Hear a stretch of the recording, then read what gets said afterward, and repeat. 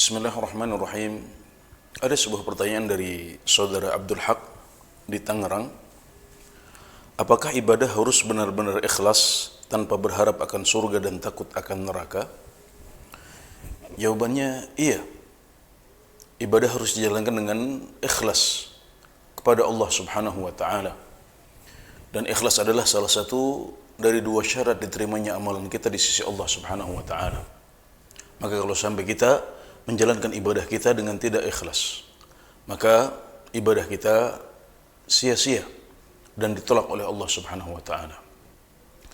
Namun mengharapkan surga atau menghindari neraka tidaklah menafikan keikhlasan itu. Hal tersebut tidak bertentangan dengan keikhlasan itu. Karena Allah Subhanahu wa taala yang mengiming-imingi kita dengan surga saat kita menjalankan ketaatan-ketaatan dan ibadah kepadanya. Dan dia yang menakut-nakuti kita dengan neraka kalau kita tidak taat kepadanya. Maka ketika seseorang menjalankan sholat atau puasa atau zakat atau haji atau yang lain dengan niat untuk bisa masuk surga, dijauhkan dari api neraka, maka dia sudah ikhlas. Dia telah menjalankan keikhlasan yang diperintahkan oleh Allah Subhanahu wa taala dalam ibadahnya. Pertanyaan ini muncul karena ada persepsi di sebagian kalangan di mana mereka menganggap hal tersebut sebagai perusak keikhlasan.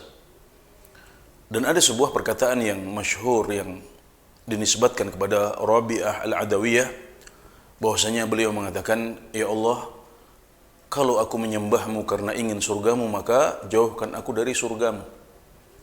Dan kalau aku menyembahmu dan beribadah kepadamu karena takut nerakamu, maka masukkanlah aku ke dalam nerakamu." Ini perkataan yang masyhur yang dinisbatkan kepada beliau.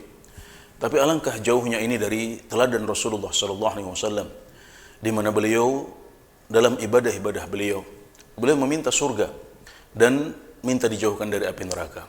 Beliau mengatakan, "Allahumma inni as'alukal jannah." Ya Allah, aku meminta kepadamu surga. Beliau juga mengatakan, "Waqina adzaban nar," dan hindarkanlah kami dari api neraka. Beliau juga mengatakan di akhir salat, "Allahumma inni a'udzubika min adzabi jahannam." Ya Allah, aku berlindung kepadamu dari azab jahannam. Ini semuanya menunjukkan bahwasanya Nabi Muhammad SAW yang merupakan Sayyidul Muwahhidin, pemimpin orang-orang yang bertauhid dan imam bagi orang-orang yang ikhlas dalam ibadahnya, beliau juga meminta surga dan takut dari neraka, dan itu tidak mengurangi keikhlasan beliau dalam ibadah beliau kepada Allah Subhanahu wa taala.